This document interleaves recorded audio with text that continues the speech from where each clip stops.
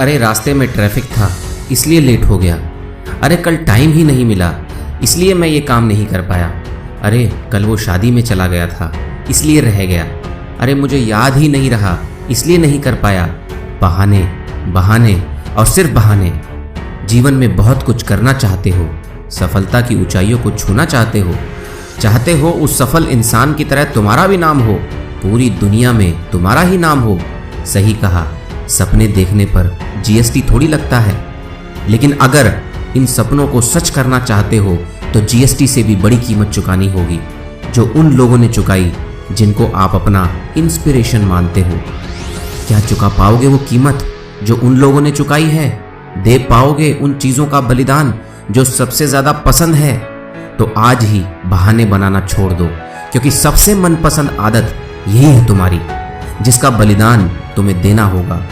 सफलता सबको दिखाई देती है, लेकिन संघर्ष किसी को नहीं।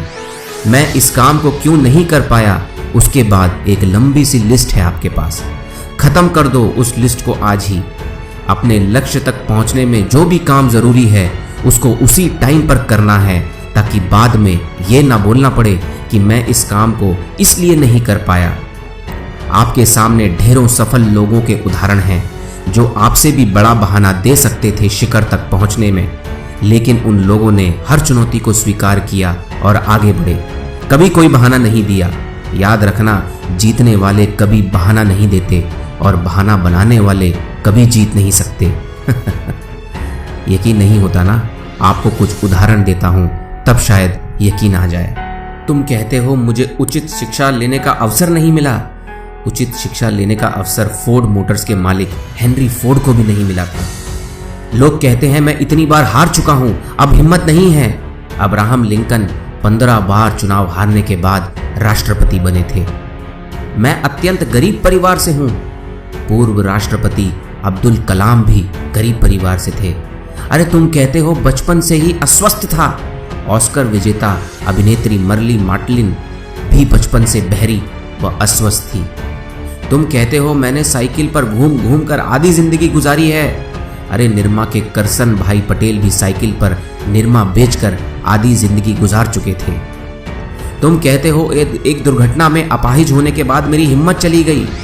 तो बता दूं, प्रख्यात नृत्यांगना सुधा चंद्रन के भी पैर नकली हैं। लोग कहते हैं मुझे बचपन से मंद बुद्धि कहा जाता है। थॉमस अल्वा एडिसन को भी बचपन से ही मंद बुद्धि कहा जाता था। तुम कहते हो बचपन में ही मेरे पिता का देहांत हो गया था। प्रख्यात संगीतकार AR रहमान के पिता का भी देहांत बचपन में ही हो गया था। तुम कहते हो मुझे बचपन से परिवार की जिम्मेदारी उठानी पड़ी। तो बता दूं, लता मंगेशकर को भी बचपन से ही परिवार की जिम्मेदारी उठानी पड़ी थी। लोग कहते हैं मेरी लंबाई बहुत कम है। सचिन तेंदुलकर की भी लंबाई कम है। लोग कहते हैं मैं एक छोटी सी नौकरी करता था, इससे क्या होगा? धीरू भाई अंबानी भी छोटी सी नौकरी ही किया करते थे। तुम कहते हो मेरी कंपनी एक बार दिवालिया हो चुकी है, अब मुझ पर कौन भरोसा करेगा? अरे दुनिया के सबसे बड़े शीतल पेय निर्माता पेप्सी कोला भी 2 बार दिवालिया हो चुकी है। तुम कहते हो मेरा 2 बार नर्वस ब्रेकडाउन हो चुका है, अब मैं क्या कर पाऊंगा?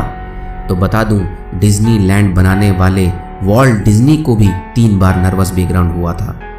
तुम कहते हो मेरी उम्र बहुत ज्यादा है। विश्व प्रसिद्ध केंटुकी फ्राइड चिकन के मालिक ने 60 साल की उम्र में अपना पहला रेस्टोरेंट खोला था।